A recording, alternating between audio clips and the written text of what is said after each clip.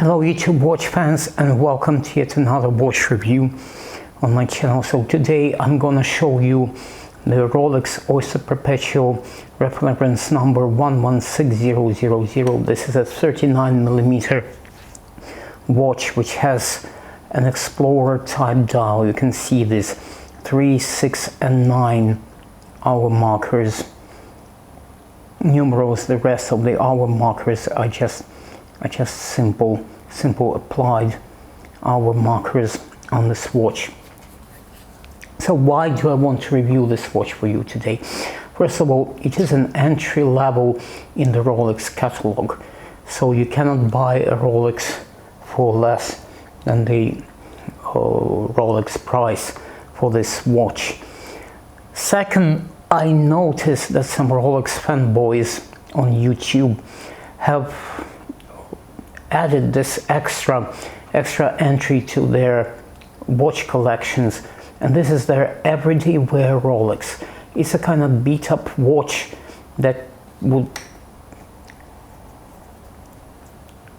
allow you not to wear your Submariners, your favorite Rolexes all the time.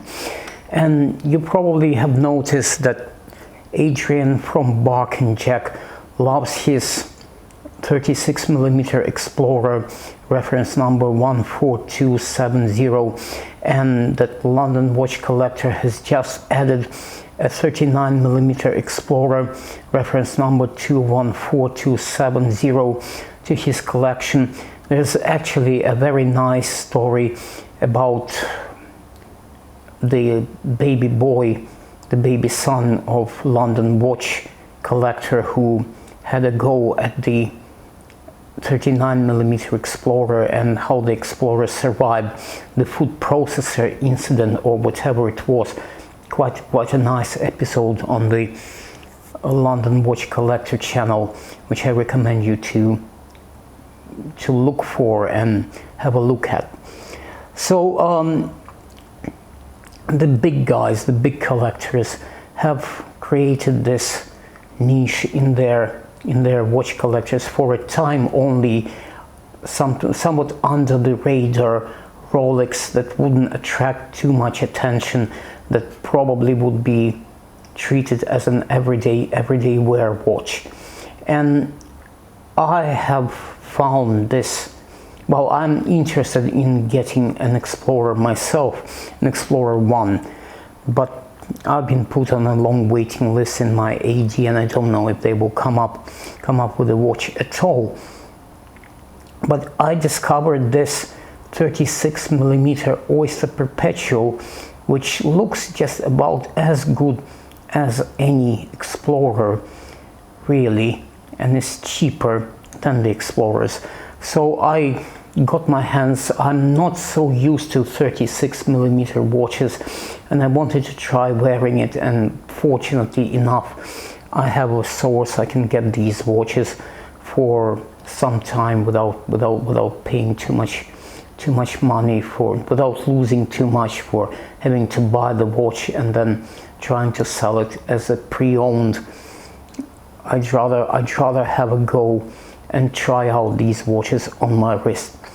So without further ado, I will just put this watch on my wrist and show you what the Oyster Perpetual 36mm, how it feels on a 17cm circumference wrist. So you see, this is a smaller watch than whatever that I was showing you lately, especially that quite big homage, the Casio watch. This one sits pretty tightly, pretty nicely on my wrist. It's not too small. I think it's okay. I think I can get away with wearing a 36mm case diameter watch. So what are the other basic dimensions? What are the other basic statistics of this watch?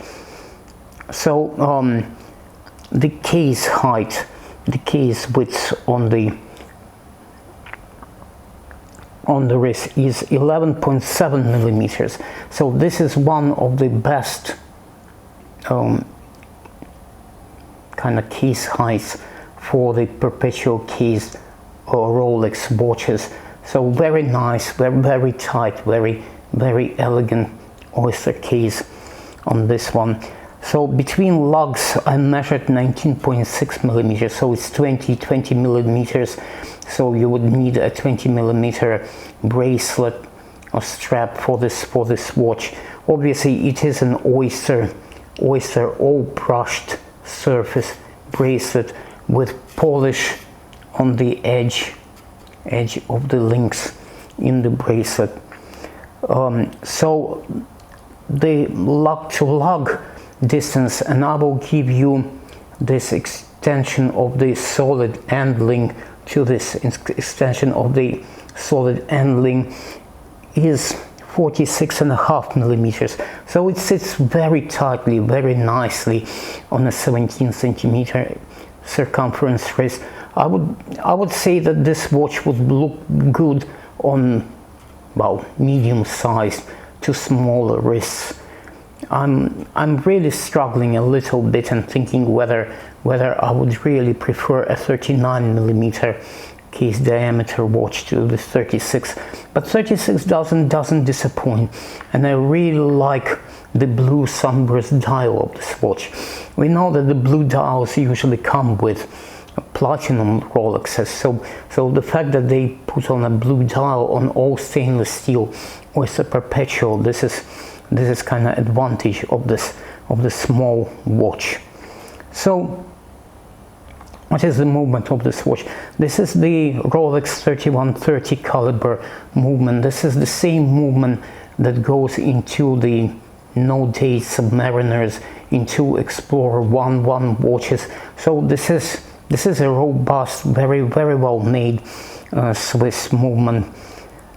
So what is the Rolex price? How much you would have to pay for this watch if you were lucky to get one from the authorized dealership is 4,300 GBP. So we're talking about pounds sterling for this watch.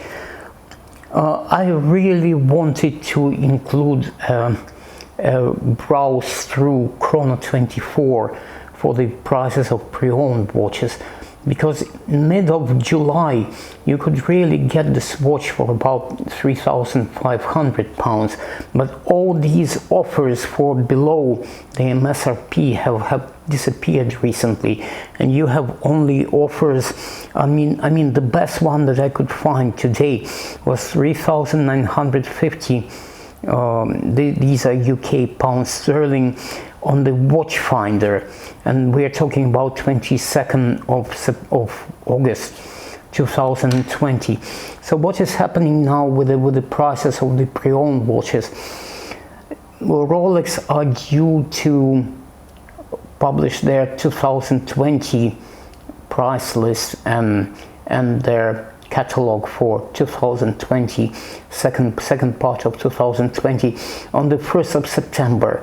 So I think all the offers below MSRP have been taken off for the moment from Chrono 24, and people are looking at what will happen, whether Rolex would increase the price on older models, or whether the increase on price would be only on selected models. Once again, I really don't want to speculate now. I really don't want to tell you something that I'm not sure about. Let's just wait for the 1st of September and let's see what will happen on the market of the pre-owned watches. But for now, this is probably the cheapest Rolex and the best value for money Rolex that you can buy from the authorized dealerships or that you can find on the web. So this is why I want to review this watch, because for me this is also an option. Do I want an everyday wearer that would be some kind of modified G-Shock, or do I want a really, really top quality movement, really good value Rolex to have as an everyday wearer, a watch that wouldn't be too much a show off, that would just hide underneath the cuff, underneath the shirt cuff, and would be really, really good to wear, and at the same time will give all the assurance of a big brand, of a big, very popular brand on the wrist. So here is for you the Rolex Oyster Perpetual, reference number 116000.